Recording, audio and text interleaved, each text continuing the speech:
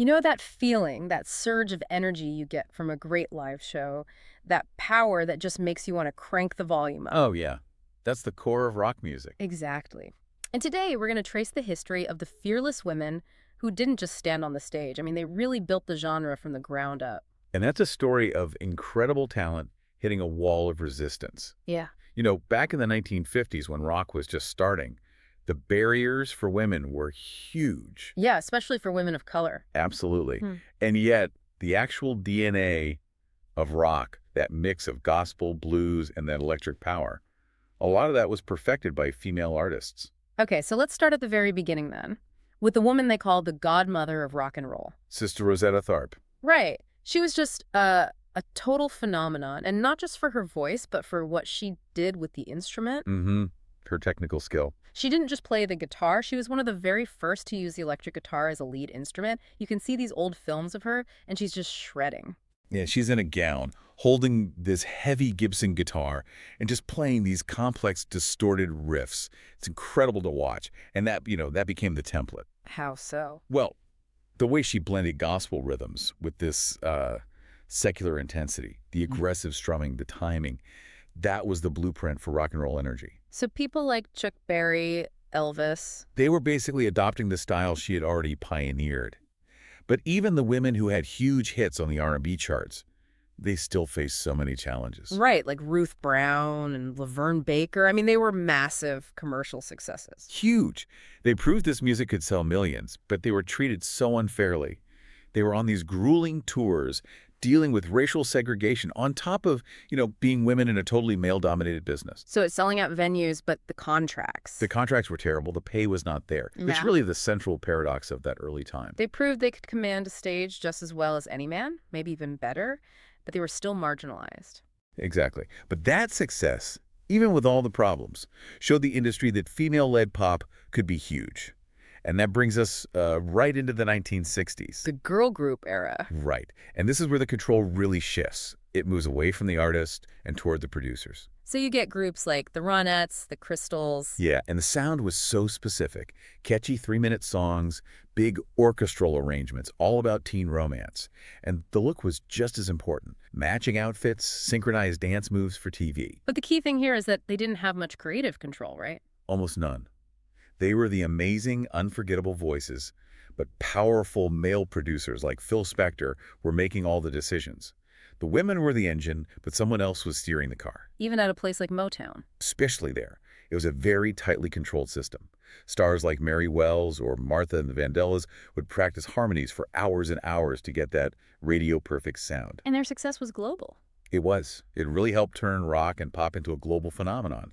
But that polished, controlled sound couldn't last forever. No, because then the late 60s happened. Yeah. And everything swung back toward raw emotion and artists writing for themselves. It's a counterculture. And when you talk about raw emotion, you have to start with Janis Joplin. Oh, absolutely. Her voice was it was visceral. It wasn't about being pretty. It was pure bluesy, emotional release. Her performances at places like Woodstock were legendary. It was just this unbridled energy. And then you had Grace Slick with Jefferson Airplane, who was defining the whole San Francisco psychedelic sound. She was a conceptual artist, too, not just a singer. Right. She wrote White Rabbit, which became this huge anthem for the counterculture. Yeah. And both she and Joplin completely rejected the old rules for female performers.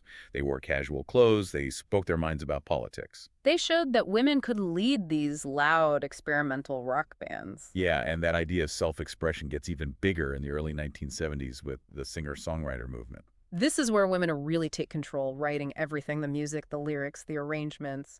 It was a massive shift.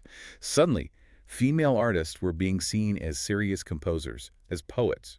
You see it perfectly with Carole King's album Tapestry. Which was one of the best-selling records of all time. Exactly. And it was a whole album of these deeply personal songs. And then you had Joni Mitchell, who was just on another level technically. With her guitar tunings, right. Yeah, she used these unique open tunings that let her create these really complex and beautiful chord structures that no one else was playing.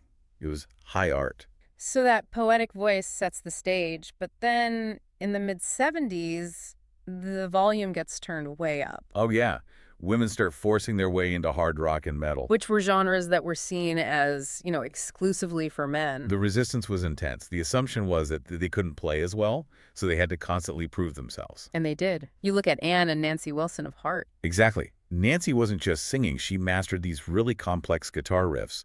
Their technical skill was just undeniable. And you have the Runaways, an all-female band playing this fast, high-energy rock.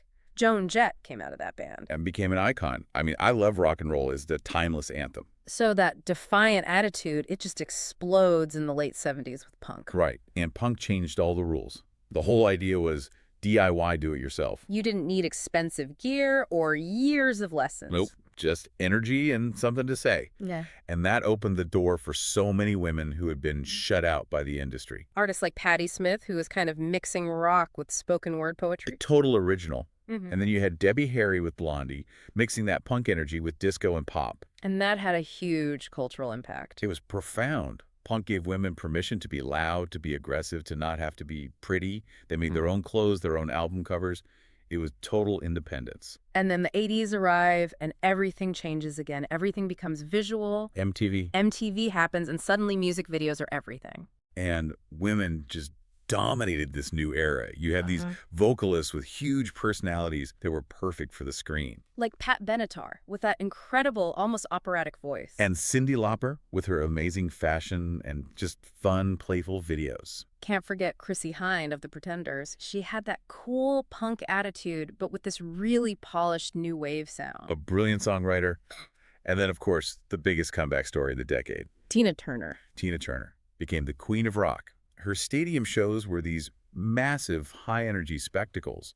She just set a whole new standard for career longevity. So by the end of the 80s, women aren't just in the industry. They're some of the biggest global celebrities in entertainment. Totally.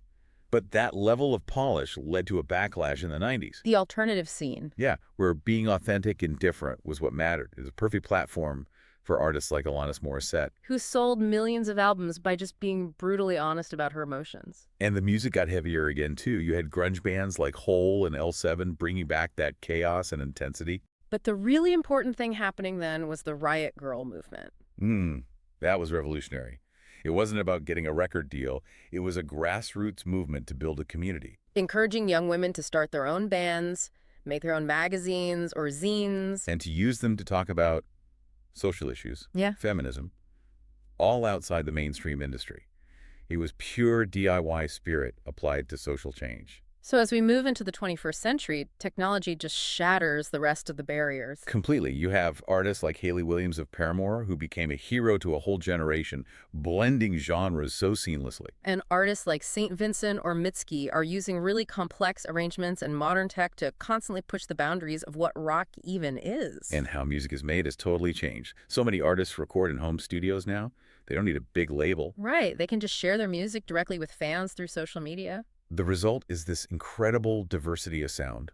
Women are blending rock with electronic music, hip-hop, classical, everything. So when you look back at this whole timeline, what's the lasting cultural legacy? Well, it's huge. The image of a woman with an electric guitar is now this powerful symbol of strength and independence. It's influenced everything from fashion to film. But it's so important to remember the struggle, the constant fight to prove their technical skills, to get fair pay. Oh, yeah. Dealing with radio stations that literally wouldn't play two female artists back to back. It's a story of just incredible courage and determination. And while things are better today, the fight for real equality isn't over. For sure. Especially in those behind-the-scenes roles. Yeah. But the most optimistic thing now is seeing more women becoming producers, engineers, and label managers. Giving them power over how music is made and sold. Exactly. And more schools are teaching young girls electric guitar and drums, giving them that confidence right from the start. The history of women in rock is really this dynamic timeline of talent just constantly breaking down doors, making sure their voices are heard across every generation. From the 1950s onward, female artists haven't just been part of rock music. They have continuously innovated its sound, fought for equality, and redefined what it means to be a powerful artist. Keep exploring and see you next time.